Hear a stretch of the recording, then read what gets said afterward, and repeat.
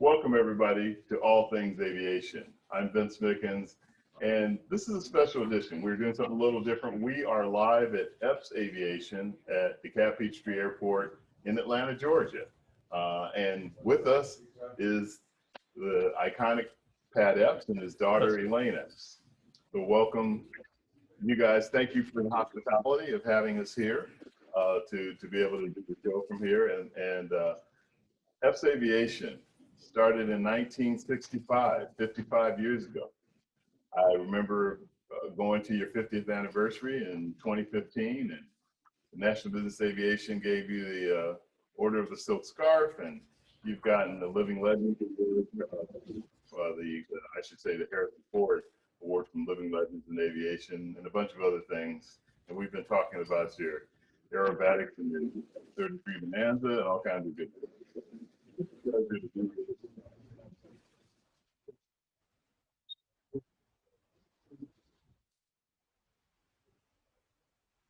Thank you very much. So one of the highlights is that you have had the opportunity to meet Bob Hoover and gotten to know him, and you go way back with that. I think you said 1973. Yes, in 1973, my flight school, my instructors let me know that the Paris Air Show was on in June of '73, and that we could go round trip to Dulles to Paris for $95. So I rounded up my airplane salesman and one of my pilots, and we flew to Bonanza to Dulles, bought our $95 ticket, and nonstop to Paris, Orly Field. Wow. And that was a great. We did go to the air show at the Le Bourget Airport, and walking down the flight line, here was North American Aviation, and we had seen Bob Hoover fly. He's our hero, and I did get to meet him then, and at that particular show. Yeah, So terrific.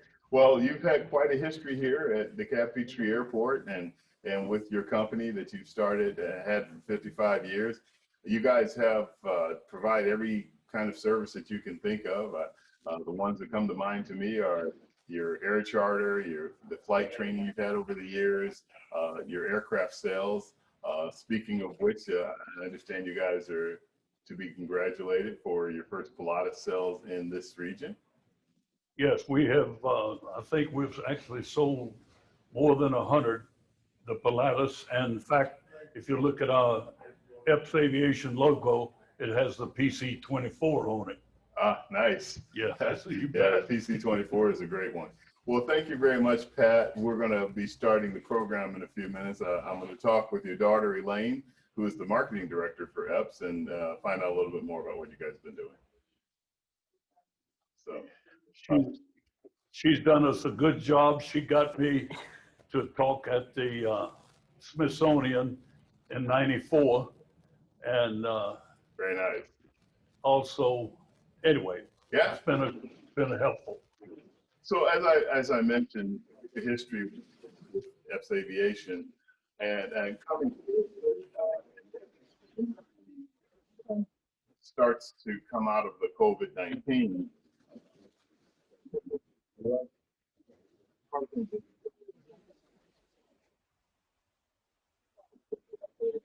We are definitely seeing the pickup here at DeKalb Peachtree Airport, and our charter flights are picking up.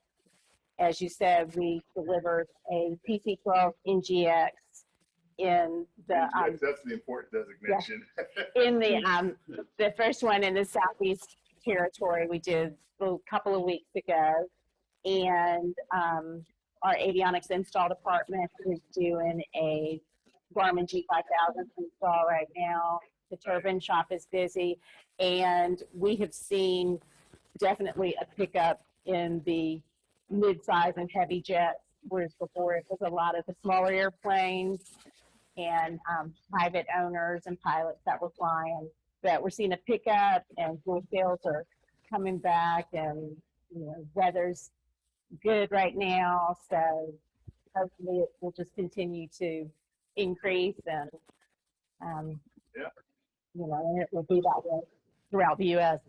So, it's great that the program got some iconic guests on it, and then your dad being the legend that he is, so it couldn't get much better other than being in an airplane going. And you fly also. I do. And the silver lining of this COVID-19 is it gave my kids the time to have to sit down and study. So they both just got their private pilot's license. That's awesome. So now they're Yeah. back in college, and school started, but that was their goal for the summer. I'm And sure you're a proud Good grandpa day. because you have a long line of aviators in the Epps Yeah. family. Hank and Jack did a good job. Great. Great. It's great to be here in the lobby, but you've got a hangar too. It's really beautiful. And you have a unique aircraft over there.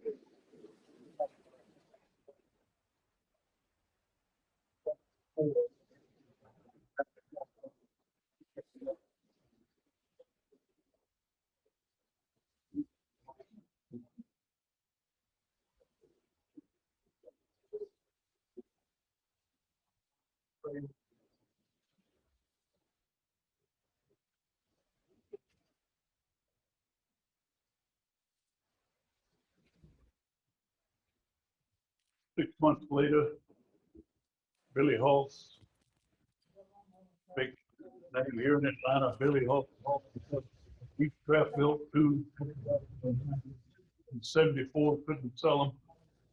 And I could finance the whole thing. We called them up.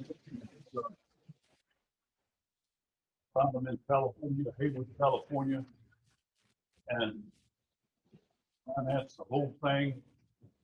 Said, do you want the orange one or the red, white, and blue? You know you picked the red, white, and blue, and the rest is history, right? That's right. That's great. Hey, Mike, thank you very much again for the hospitality. When we get started with the program, it's an honor. it's great to be back in Atlanta, and good luck. Thank you.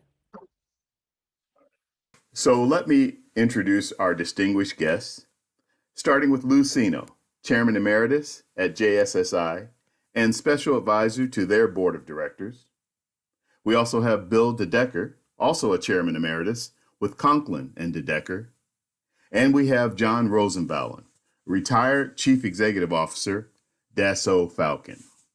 All three of these gentlemen have had incredible careers, and we're going to share some of that about what each of them have done. But more importantly, they're going to talk about, to our two young guests and others that are watching, they're going to talk about the kind of things that you can be aware of for opportunities in aviation, in addition to being a pilot, and other aspects of aviation. And all three of them, although there is some synergy there, they also come from very different aspects of the industry. Our aspiring young aviation professionals, will start with Brooke Harrington. Brooke just graduated in June from Embry-Riddle Aeronautical University, Daytona Beach. She has a degree in aeronautical science and is now working on her master's in business administration through Embry-Riddle Worldwide.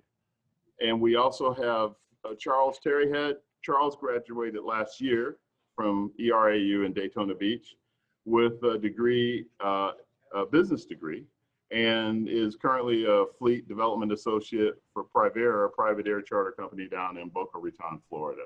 So welcome everybody, welcome you guys. Brooke, let's start with you, and if you could give us a little bit more about your background, how you decided to continue your education to now work on an MBA with ERAU's Worldwide, and what you're doing. Absolutely. Well, thank you for having me, Vince. Pleasure to be here again. My career in aviation, is a bit short-lived so far. But basically, I decided I wanted to fly planes, and Embry-Riddle was a place to do it. So I came here. I got my bachelor's degree.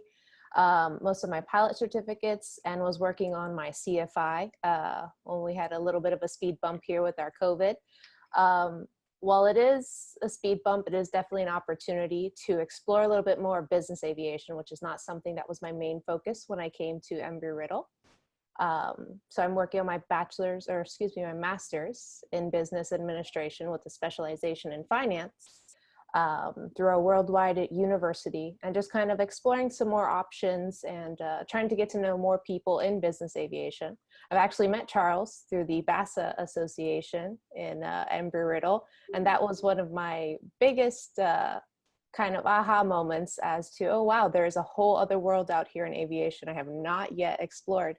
So while coronavirus has slowed some flight things for me, it has allowed me the opportunity to meet a lot more people in business aviation and really learn all about the different sides of that.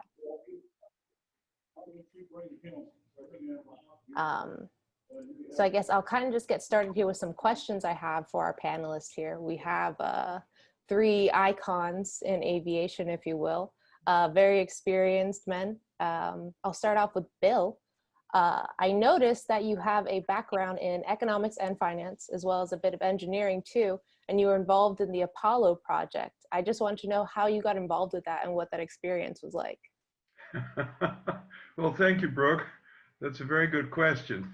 I got into aviation by the back door, in that what I really wanted to do was get involved in the automotive industry as a design engineer. And my advisor was a good, smooth talker at where I went to college. And what sold me was a field trip to Grumman Aerospace, which at the time was located on Long Island. And I was absolutely blown away. And particularly when I saw the very first copy, all of us in the group saw the very first fully finished certificated Gulfstream 1, beautiful aircraft. And to this day, it's one of my favorite aircraft. So I switched majors and got into aerospace. Went to work, when I got out of college in '62, I went to work for a company called North American Aviation, most of which is now part of Boeing. And there I was assigned to the Apollo program as a brand new engineer, and loved it. It was one of the best jobs I've ever had. Unfortunately, I made one of those really, really important decisions that you make when you're that age and single. I wanted to be back in the East Coast because my girlfriend was there. So I went to work for Boeing Helicopters in Philadelphia. You know, these are some of these really good decisions that we all make when we're young. And there, something really important happened. I got involved in preliminary design, worked on a variety of designs, including the predecessor to what is now the V-22. And at one point, I got introduced to a guy. I got asked a question: can you figure out how much this is going to cost us? This design that we like it. I was asked, can you figure out how much this is going to cost us to certificate, to produce, to operate, and all those kinds of questions. I said, yeah, but who do I talk to? They pointed me in the direction of somebody who I could talk to. Turned out he was a fellow engineer. But he also had an MBA, and he knew how to talk about finance. And so there were 4,000 engineers at this division that I was at.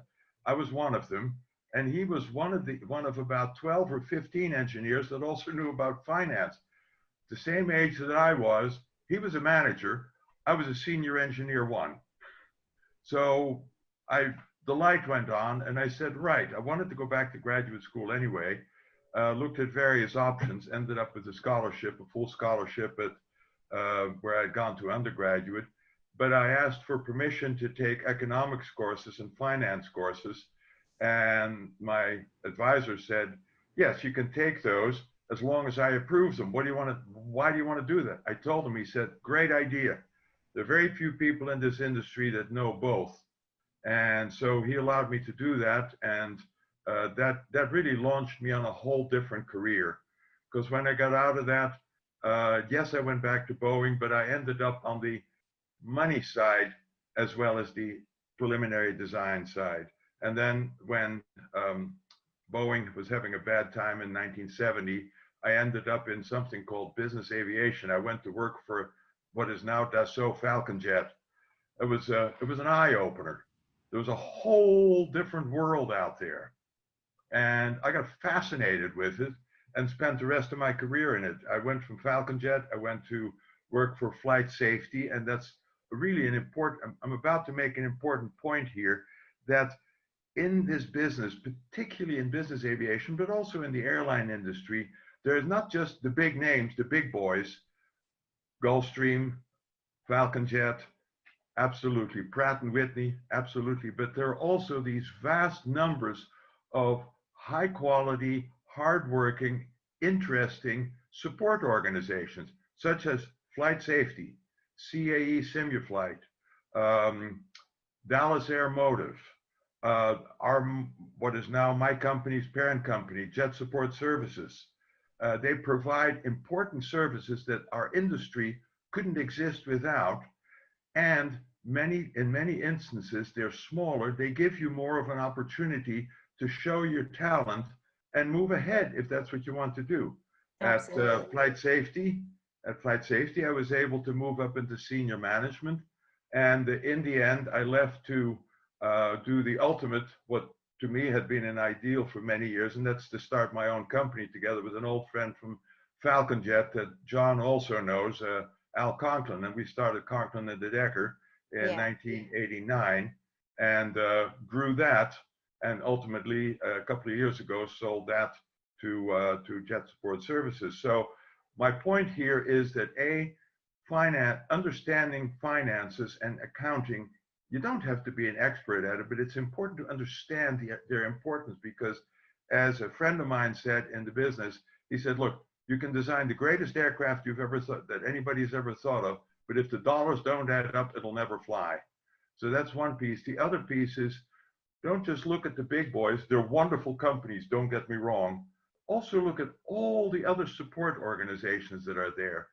And perhaps think about, if something strikes you, think about starting your own business. Anyway, I hope that answered your question, Brooke. Absolutely. Thank you. I did want to touch on your business. I noticed that you did start up with your friend and you guys created a very successful business. It became a leader in aviation research, consulting, and education. What advice would you give to young aviation professionals that maybe want to start their own business, but they're not really sure where to begin, or they're kind of nervous about the timing right now? Well, quite often, bad timing is a great time. I mean, bad time in the industry is a great time to take a chance. One of the things in retrospect, when I was young, I had, other than some paying for rent for my apartment, I really didn't have any fixed expenses. I didn't have to worry about kids, a house, fancy cars or whatever. And so if you have an idea and you have the desire to do this, when you're young, when you're single, it's a great opportunity to do it. That's the good side. The bad side is that by working for other companies for a while, you'll gain a lot of knowledge and a lot of experience. And so in my case, I really had never thought about starting my own business until I started working in business aviation, and I saw how many people had started their own business, like Pat Epps. Pat and I met, I don't know exactly when, but it was a long time ago. And he started his own business. I don't remember what his background is, but he did. And that's, so to me came that feeling that, and Al Conklin started bugging me. He had started the business by himself a year or two before that. And he said, I need help. I don't understand computer. He was 10, 12 years older than I am. He said, I don't understand computers. I don't understand helicopters, and I need help. And so finally I said, I got to take the plunge. And there I was, one daughter in high school, one daughter in college, a house, a wife, a dog, a cat. And so I took the plunge. And the first year was a little rough. The deal I made with my wife is we'll try it for a year and live off of our savings. And if it doesn't work, I'll go back and get a job working for somebody else. Well, it worked. So there are two ways of doing it. And I don't know, for many people, it's for me, yes, I probably could have made more money someplace else, but I had a wonderful time. And the 30 years that I've been in essentially my own business, it's just been, there's never been a bad day other than when I had a bad cold. Thank you, Bill. That's some great insight and advice that you're providing. I'm going to go over to Charles. So, Charles, you bring a different perspective. You grew up in Europe, and you got your private pilot's license basically in high school at the age of 17. What's your perspective, and what kind of questions would you have for these guys? Yeah, so I got to experience kind of aviation. I actually went to business aviation a little bit differently. I was more on a track to go towards the airlines.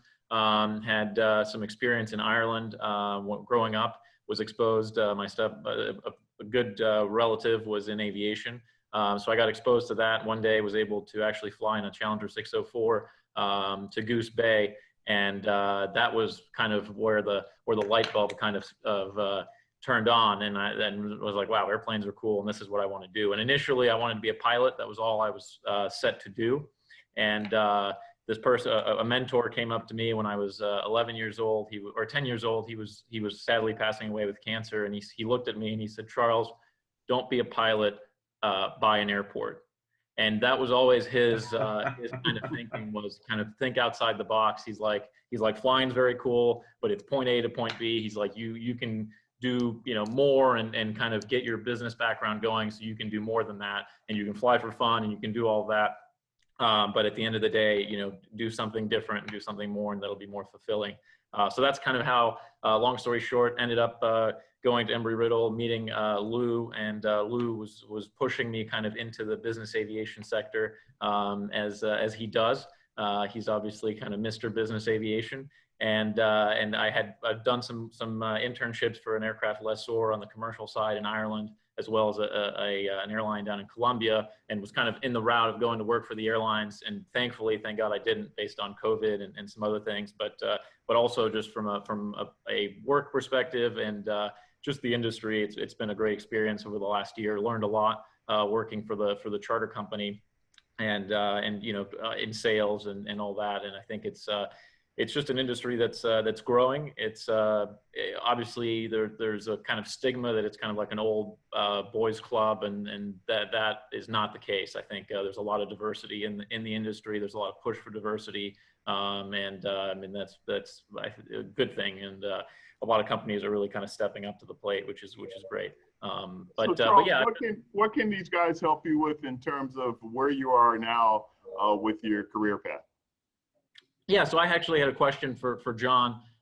He's obviously a French countryman, so I just had a question about for you. You obviously came from France and made the move over to the U.S. and kind of has based your life in the U.S. based on kind of the business aviation sector in the U.S. And just kind of Dassault obviously is very large in the U.S. So I just kind of wanted to ask how that was for you at the time when you kind of made the switch from growing up in France and studying and working in France to going over to the U.S. and kind of setting your roots, and you're now an American. So you're kind of the picture of the American dream per se, and I think I'm kind of going in that direction. So maybe you can speak to that a little bit. Yes, thank you, Charles. I grew up in France, as you said. I went to an MBA. And my major in the MBA was in international affairs. Back in the early 70s, international affairs were not big yet, but I thought it was an interesting field. I knew nothing about aviation.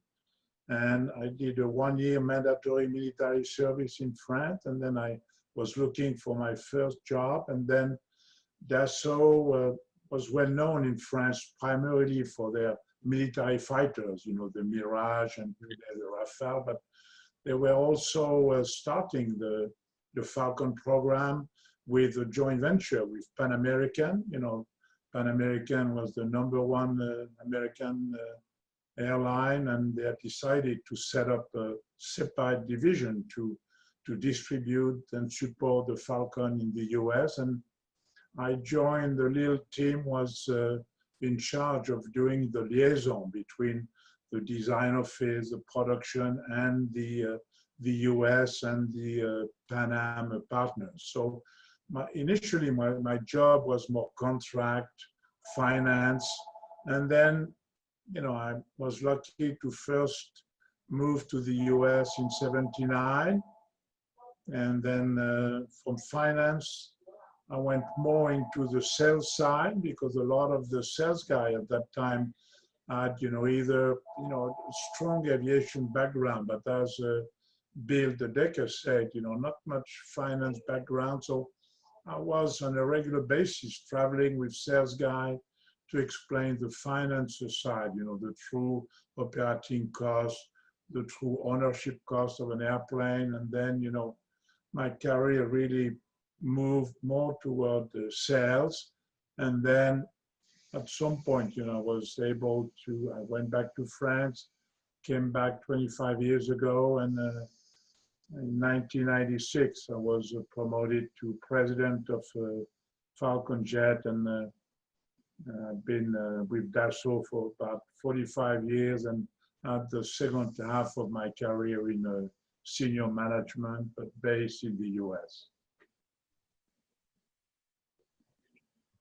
I might add, Charles, if this is Bill, I might add, Charles, I too was born in Europe and raised in Europe, Amsterdam and The Hague in the Netherlands. And when I came to this country, I was towards the end of high school. My parents dragged me across.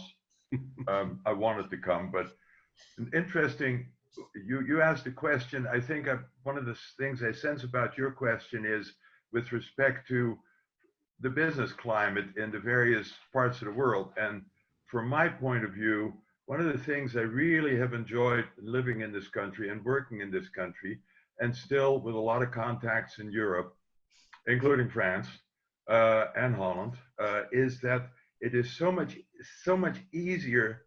It's so many more people think about starting their own business in this country because it's very easy.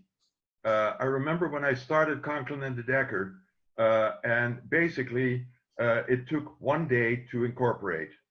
And it took me one day, $75 for the application and $10 for the return FedEx envelope to get the incorporation papers in 24 hours. And that I don't think I don't think you can duplicate that in Europe. Some countries are going to be easier than others, but none of them are as easy as this country. Certainly, that's been my experience. And I think that's something to keep in mind. It's one of the reasons why there are so many different companies, like for instance, Epps Aviation, Pat Epps. The day he started, he did literally what your friend told you, Charles. He didn't buy an airport, he bought a piece of an airport and put up an FBO. And I'll bet you when the tough part was building the business. The tough part was not getting the permit to do that. John, you've seen a lot in terms of growth, particularly from a manufacturer's perspective. What can you share with our young aspiring aviators with regard to their opportunities and things like that related to your aspect of the business that you've done for decades? There are, I would say, three things which are very exciting in business aviation.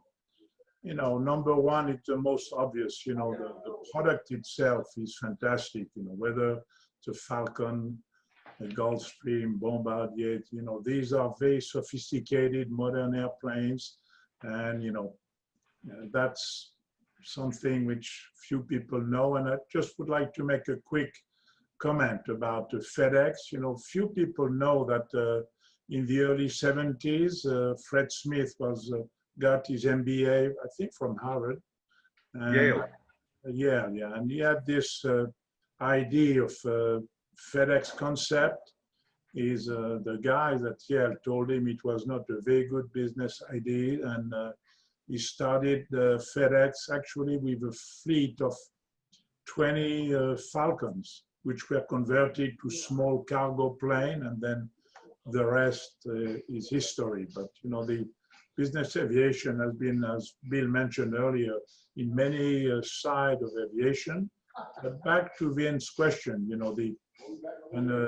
beyond the product itself, which is very advanced and very sophisticated, you have a huge community few people realize that you have 22,000 business jets flying all over the world. That's the same order of magnitude as the number of airliners flying. So you have a community of professionals all over the world, which is incredible.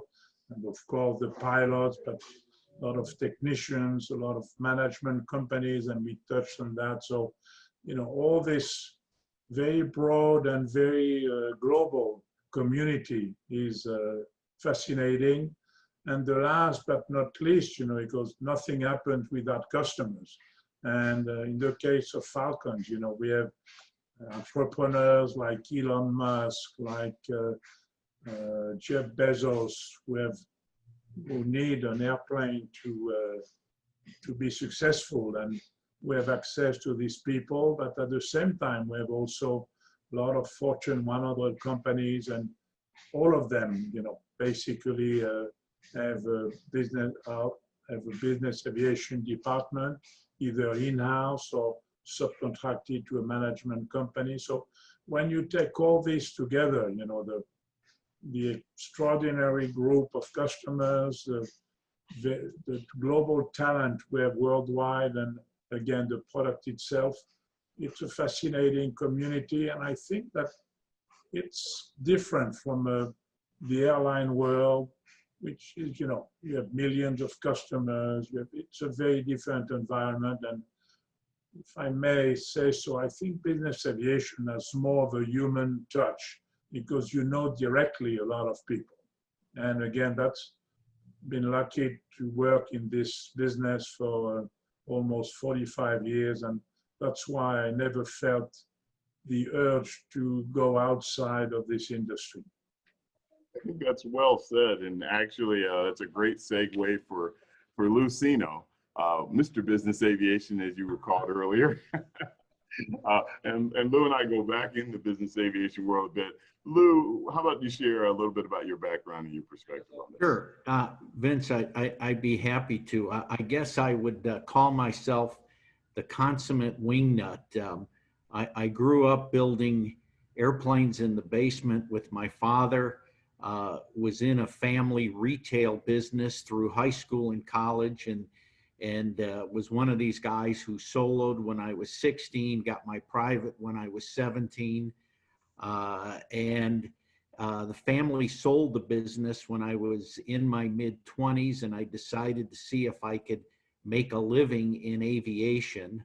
And I did. It was a little difficult at first. I was selling an airplane, a very niche airplane made up in Alexandria, Minnesota, called the Belanca Viking. And Bill might remember it. Yes, I do. It was fabric covered. It had wooden wings. It was a superb airplane. It was a little difficult competing against, back in those days, the Cessna 210 and certainly the venerable Beechcraft Bonanza.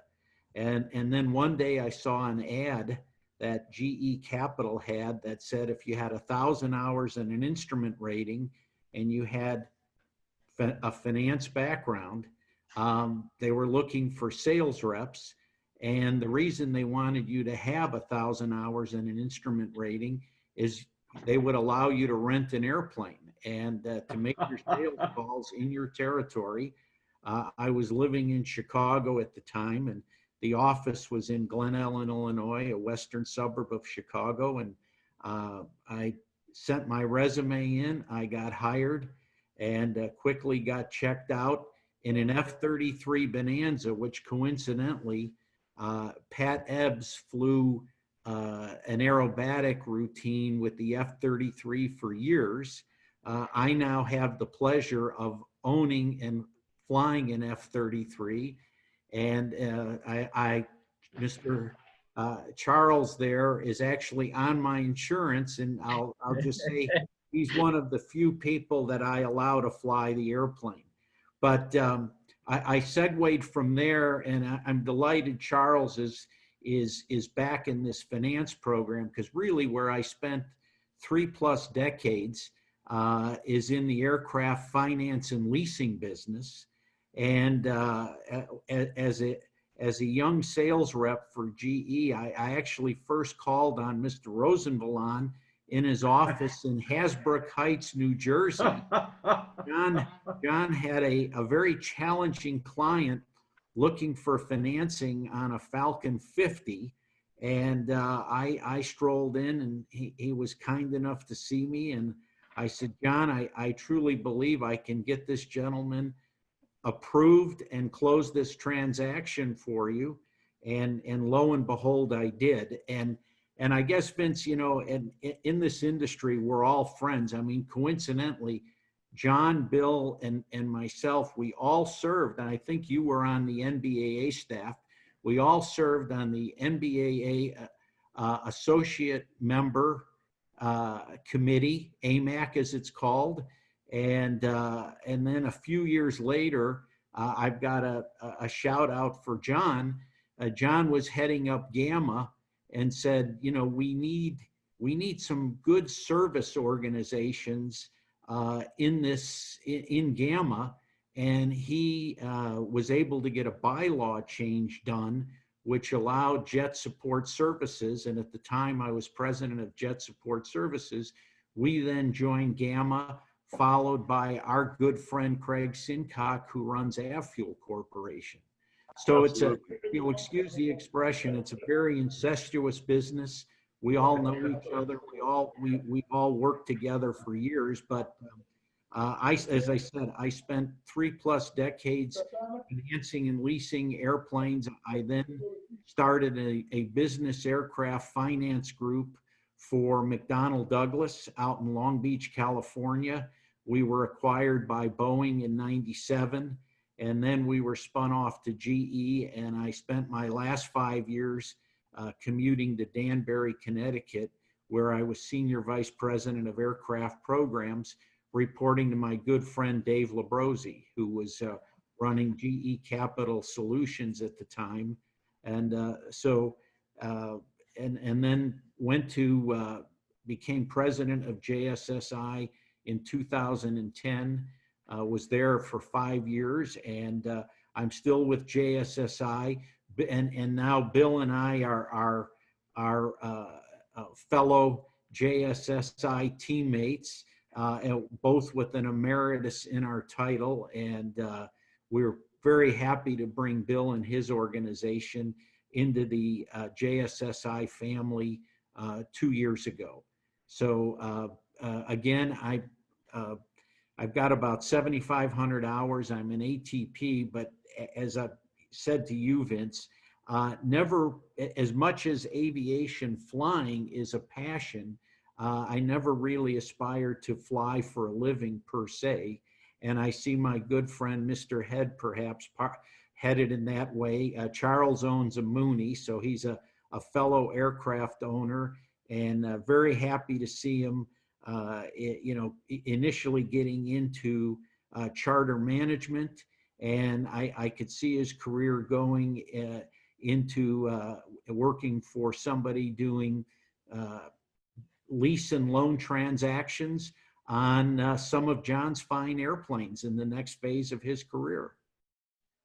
Yeah, I think you bring up, you guys have all brought up something really important, and that's the broad parameters in aviation as to how many different things are available on so many different levels. And you know, obviously with our background, we lean a little bit on business aviation, but I think rightfully so, because everybody knows the airline business, but business aviation is still somewhat new to some, or it's just something that, and especially talking to the young aviation professionals coming, you know, just coming out of school and figuring out what they want to do in their career. The automatic track is, this is what you have to do to become an airline pilot. But when you start talking about to become a corporate pilot, it's a bit of a different track and requires some emphasis and that type of thing. But there are so many other aspects of the industry, and I think all of you are a good example. Lou, you in particular, a good example of somebody who flies all the time, but as you mentioned, you've never had the desire to fly professionally or fly for hire. But yet every time I talk to you, I can't talk to you because you're in your airplane. Um, and so I think that is well a point well taken. I wanted to come back to John for a minute because John, with Dassault Falcon being what it is, you have a broad international perspective, in particular about the industry. Is there anything you could share with us about your take on that? Yeah, first, I mentioned over 22,000 business jets flying all over the world, but the fact remains that, about 65% of that fleet is in the US. That's in fact why Dassault started with Pan Am, and that's why I later moved to the US, because that's really the core market for business aviation. Then you have Europe as a second major market. Recently, Asia and China in particular have become important. Latin America is important. So as I mentioned earlier, it's the US first, but it's very much a global market. And there's a point I wanted to make, because we are going through this crisis with COVID, but it's very interesting to see that when I compare today the airline world, the Airbus, Boeing world, as opposed to business aviation. Business aviation has been much more resilient. In April, of course, everybody had a very low point in terms of flying, and almost everything was coming to a full stop. But since April, business aviation has recovered much faster than the airline industry. That means that, the jobs will suffer much less than what we see at Airbus, Boeing, or the major airline. And I think that's important in the big picture to see that business aviation is a very resilient business. People, they need to fly, to see customers, to grow their business. And, I have read over the last few months that, people will change their business travel habit, and certainly that will have an impact, think on hotels, on convention center, on airlines and so forth. But I think for critical business, people will still want face-to-face, and business aviation again will remain more resilient. So I think that's another good reason to really consider business aviation. Yeah, John, I want to add on that point as well. Our company as a charter management company, we have 10 airplanes, mostly based out of Boca, but floating across the United States. And we obviously kind of braced for the worst when this happened. We weren't really sure what to expect. And luckily have been pleasantly surprised. Our operations, as far as our flight hours, are actually back to 2019 levels. So we're pretty much back to where we were before. The charter market has been very strong. It's changed a little bit. I think the heavy jets, and I think Falcon probably is in a position where you can see that the heavy jet market is taking a bigger hit just because the international travel is down. But people are the mid-size guys are kind of switching to the light jets. The light jet guys are switching to turboprops. But there's the light jets and the mid-size jets are flying a lot for charter, and also on the 91 side for our owners. So that's been kind of a resilient side and a good thing for us to see. And we kind of hopefully expect to see that trend continue. But I think on the career side, it'll be good for people kind of trying to transition into maybe business aviation that didn't think about it before. Yeah, Vince, and I'll add to that. And as Bill knows, since he joined the JSSI team, our revenues, our core business, hourly cost maintenance, is flight hour driven. We get paid when people fly their airplanes, and disastrous downturn, of course, back in March, and I'm happy to hear what Charles is saying.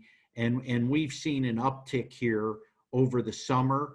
We've seen Europe come back considerably. And as we wind down August, I'll be very anxious, Bill, to look at our flight hour count for August. But I think in certain parts of the world, we might almost be back up to normal, and maybe when you look at the entire portfolio, hopefully we'll only be off a few percent. Yeah, I think you're absolutely right, Lou. A further thought that I had, that we've talked a lot about business aviation, and that is a huge business. As Vince pointed out, I think there are something like 1 million jobs in this country that are involved one way or another with non-airline, non-military aviation. And it's another aspect of non-airline, non-military aviation, and that is the commercial non-airline business. Charles talked about it, the charter business. Great point. It goes further than that. There's the whole subject of helicopters. Now, I know my former partner, my late partner, Al Conklin, he didn't like helicopters, but I do like helicopters. I have ever since I worked for Boeing Helicopters, that division. It's a huge business. And for instance, I know one of them that is actually thriving right now, and that is the helicopter EMS business. Right. It involves somewhere between 500 and 1,000 helicopters all over the United States, flying patients to and from hospitals and accident scenes. So that's one business. And then I'm going to mention the word unmanned aerial systems, drones. Let's be honest about it, folks. Embry-Riddle. Huh? Big program at Embry-Riddle. Is it Should not, be. Brooke and Charles? Yeah, Yep. it is. I actually participated in their program. It's a very substantial program, and it's growing more and more every day, especially now with what's happening. UAS is just completely expanded, and it's a great program, really, and it just really shows you what you can do in aviation. Absolutely. And for good reason, because I once a year, I've in the past have taught a course to helicopter folks on operations management. And one of the things the last 5 or so years I've brought up is, so have you given any thought to replacing some of your helicopters with drones? And usually there's this stunned silence. Right. And then somebody will say, but I'm in the helicopter business. And the answer, of course, is no, you're not in the helicopter business. You use helicopters as a tool. You're in the business of lifting things from A to B, looking at things from on high, and a drone may be a perfect substitute for that. And so my thought here is that, yes, life is very tough at the moment in the aviation business. It's getting better, thank God. But drones is another way to get into the business. And from everything that I've known and seen about it, it's a fascinating business. And it is one of those businesses that where corporate aviation, business aviation was when I joined in 1970, at the very beginning. There were so few aircraft flying around in 1970 that when I was based at Teterboro Airport, had a window on one of the taxiways, and when I saw an aircraft come taxiing by, if it wasn't a Falcon, might be a Learjet or whatever. If I saw that I saw the tail number, 9 chances out of 10, I knew who it was. Yeah. And it might have been somebody that one of our salespeople was trying to get a hold of. I'd go over to their office and say, hey, XYZ Corporation I think they just taxied by in their Hawker 400, and they look like they're on their way to Atlantic. So the guy would jump into his car, drive over to Atlantic, and as the pilot comes walking in, say, hey, how are you? Fancy meeting you here. That's how small the business was. And It hasn't changed, Bill. Huh? It hasn't changed a does that lot. now. We still do that at Exactly. Boca. You're right. In some places, it's still that way. Absolutely. That It's has also a wonderful business Bill. with wonderful people. My point here is that drones are at that stage where it's a small business and it's ready to explode. And Yes. when it's small business and it's ready to explode, there are endless opportunities. That was what I wanted to say. Sorry for the interruption. Yeah, Bill, I'm glad that you brought that up, because a lot of times the helicopter side of things, for whatever reason, is overlooked. We have the Helicopter Association International, and there, as you said, it's used for EMS and it's used for firefighting, et cetera. So there are a lot of different functions that helicopters bring in. And I like you, I kind of like the helicopters too. the fact that you worked on the Osprey tells me a lot about your background with the B-22. Brooke, I thought you had a question for them. Yeah, well, to add to Bill's point, I actually just read X-Wing flew a Cessna Caravan without a pilot just a few very days good. ago. So they're actually working on phasing out pilots, which was my fear. In aviation. So I actually did participate in Embry-Riddle's UAS program for unmanned aircraft systems. And that's when I learned a little bit more about that. And it's kind of at the beginning stages of where aviation was, is it just has unlimited potential right now. Something that they are needing people in right now is the maintenance for these drones, because they're working on regulations for them. And it's kind of a bit of a, I don't want to say gray area, because that implies that it's not exactly safe, but they're working on trying to make it more standardized for the different UAS. So that is something too that people should be looking in, is how to program these drones and how to be able to be like a maintenance worker for them. That's something that's important. I did want to ask. Oh, go ahead. I'm sorry. Thank you. I did want to ask John a question. So you devoted most of your life basically to developing business aviation, essentially around the globe. When you started working for these companies, what did you do to set yourself apart from others in order to start getting into those senior management positions and then eventually become the CEO of a company such as Dassault Falcon? I think, because the Dassault is originally a French manufacturer, and the main market was the US. At some point, I was kind of the guy who had the background on the OEM side, of the manufacturing of the manufacturer side, but also a good knowledge of the market. And I think the combination of both made me the first president and CEO as a Frenchman living in the US, and I later became a US citizen. But having these two sides, the manufacturing side and the market side. And as I mentioned earlier, and back to an earlier point of Bill, initially what set me apart a little bit was my finance background from my MBA. So you would say basically having your foot in every door you can, and just being as multifaceted, and even being from France, having a bit of a different perspective can help you kind of advance in these companies. Yeah, it's kind of especially now the business is so global that, in many companies you have people from very different background and very different nationalities. So as I mentioned earlier, I think that's a great part of very interesting part of business aviation.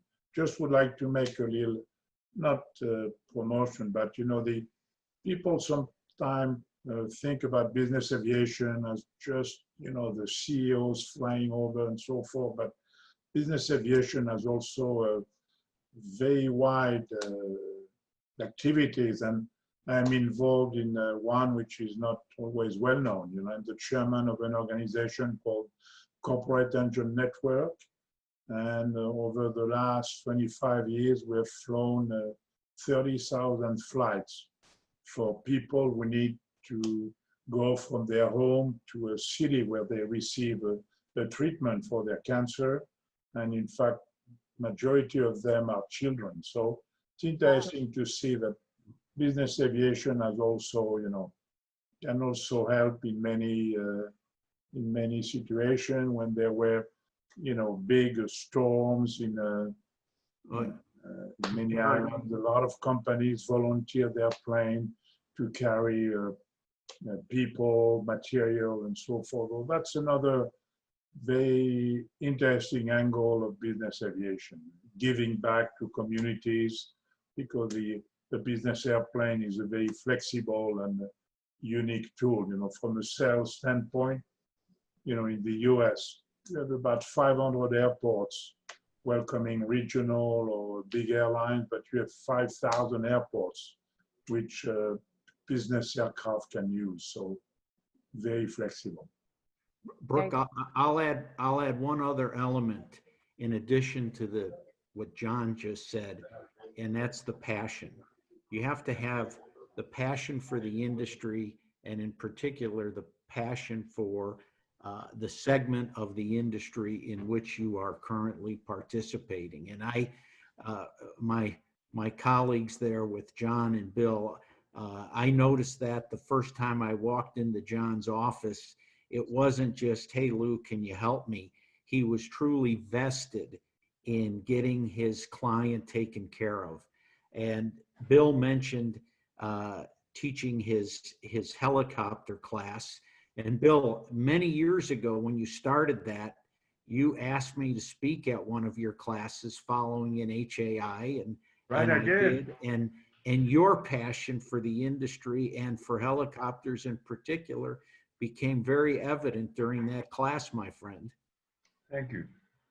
If I may, I'll add one other thought to what Lou said and what John said, and that is that one of the things that I did, and particularly it's one of the benefits of working for a smaller company where there is not a stifling pyramidal type structure, management structure, and that is that at Flight Safety, I had the opportunity to see opportunities, business opportunities, and then the way the company was set up, we had the freedom to act on those obviously within limits.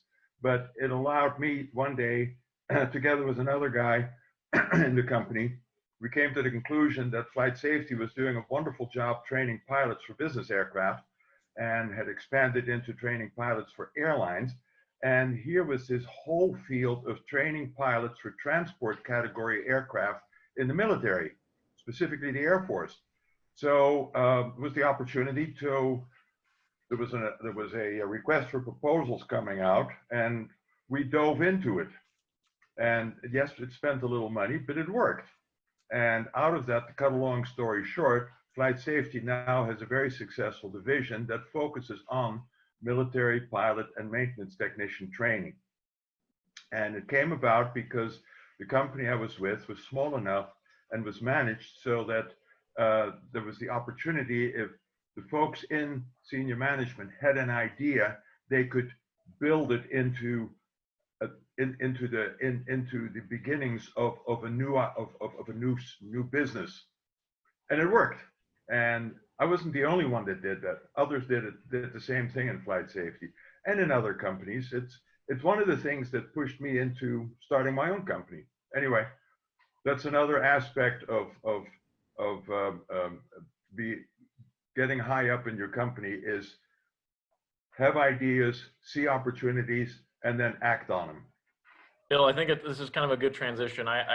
I wanted to say for the people that are listening to this that are maybe younger in their careers or maybe still in school, one of the main kind of advice that I would give to them is get involved. And Embry-Riddle was great for that because of obviously the connections in aviation, but even maybe some people aren't at Embry-Riddle, they might be at a college that has nothing to do with aviation, and they're looking at, oh, how can I get into business aviation? Well, first of all, if you're listening to this call, you're halfway there because there's 5 people here that are willing to help, and I guarantee that if you call any of us, we're happy to kind of give advice and mentor as needed. But that would be my main thing is get involved in something. If you say, hey, I want to work in charter sales, then call up some charter brokers, and I guarantee that maybe some will push you away, but you're guaranteed that out of 10, 3 or 4 are going to be happy to help you and kind of get your foot in the door. Because once your foot's in the door, then it's all on you. But it's all about, there's a little bit of I think a barrier to entry to business aviation. People are like, oh, it's kind of a niche. It's people don't know how to enter the industry. And really the main thing there is everybody wants to help. I've never met one person in the industry that didn't want to help me. And Lou was paramount in kind of helping me grow and putting me in the position. I ended up at the job that I'm at now because of a cocktail that Lou and I went to. It was a PNC finance event. Ended up meeting my boss there. At the time, I was the president of the organization on campus that was a business aviation organization. And my boss ended up calling me my last semester in college and said, hey, I know you probably have a job, but I'm looking for some interns. Can you find some interns at school and send me their resumes and we'll interview them? And I said, well, actually, I'm kind of in between because of this whole immigration thing, but I might be interested in a full-time position. And he said, you're hired, pretty much. I mean, it was a little bit more complicated than that, but But what I'm trying to say is it's all about trying to kind of network and build your resume, and kind of connect with people. And we're all here willing to help, and willing to try to get you in the industry. And kind of a final point is there are so many sub industries in business aviation that we haven't even touched on. I mean, I can think of catering, all the maintenance support, but not even just line maintenance, parts. I mean, there's just so many other aspects that go into to the overall business aviation aspects today. And I think as we move into the future and have, especially kind of talking about charter, it's going to be how do we streamline that? How do we streamline the brokering side of charter? Because right now it's still kind of antiquated. I mean, basically, you pick up the phone, you call your broker, the broker calls the operator talks to the broker calls back to the person, and that has not yet been, you know, in 2020, we would think that there would be something a little bit more advanced in that kind of area. So there's some definite, if you're a programmer or things like that, there's definitely a lot of positive kind of things and careers that are going to be developed in these things. And if you want to start a business, these are the things that I would kind of recommend kind of students and people that are just starting out to kind of think about and get involved in. Well, thank you, Charles. I think you set me up nicely in terms of the whole purpose of All Things Aviation as a program. That's exactly what we do. And actually, in the last few shows, we've had a couple of MROs on, West Star Aviation and Duncan Aviation. We've had a corporate caterer and address some of the other aspects of the industry, which is absolutely the purpose of this, as you call them, subsets of aviation, but very important aspects of it. So I appreciate your input. And it's particularly great to come from you and Brooke, because you're actually talking to your peers.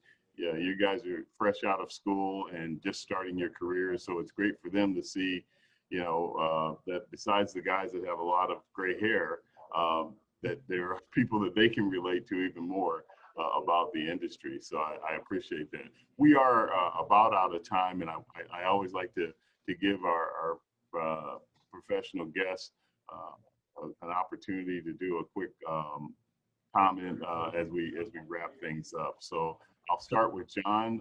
Is there any other closing advice or closing that you would like to make to our audience?